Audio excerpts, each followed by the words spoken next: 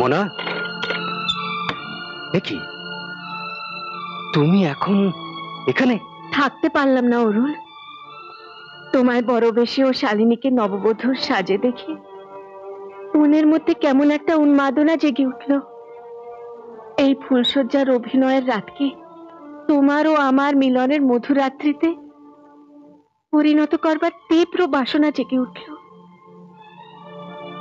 আমাদের ফুলশয্যার রাত্রি কোন অনিশ্চিত রাত্রিতে আসবে তার জন্য অপেক্ষা করতে পারলাম না।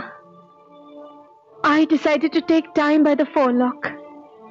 কিন্তু কেউ যদি দেখে ফেলে আর সিনহা সাহেব জানতে পারেন?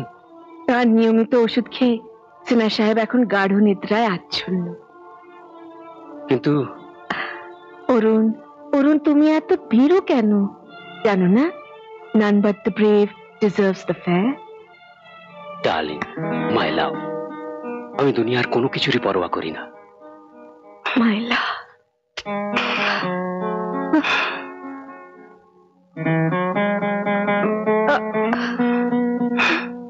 My darling.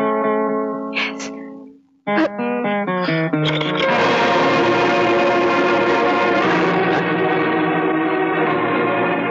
শালিনী, তুমি না বলে এই কামরায় তুমি কেন এলে? যাকে দিদি বলি, বড় বোনের মতন শ্রদ্ধা করি, তার আসল রূপ দেখবার জন্য। শালিনী, এখন পরিষ্কার বুঝলাম বিবাহের এই নাটক তুমি কেন রচেছিলে। বাহ, সমাজের শীর্ষমণি লেডি মোনালিসা, ঐশ্বর্যের তাকতে শরীরের বাসনা মেটাবার জন্য তুমি কি না করতে পারো। ভুলে যেও না শালিনী, তুমি 25,000-এ কেনা নকল পত্নী ছাড়া আর কিছু নও। 25,000?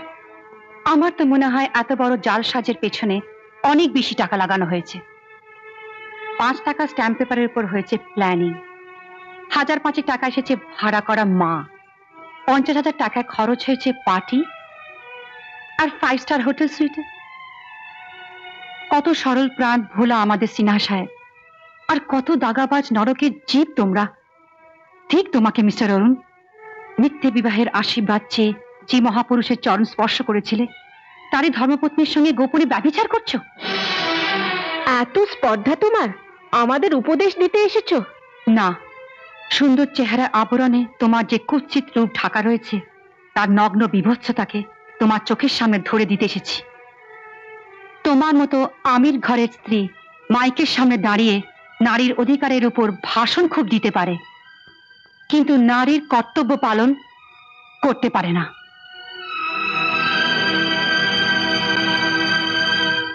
লেডি মোনালিসা, তুমি নারীর নামে কলঙ্ক।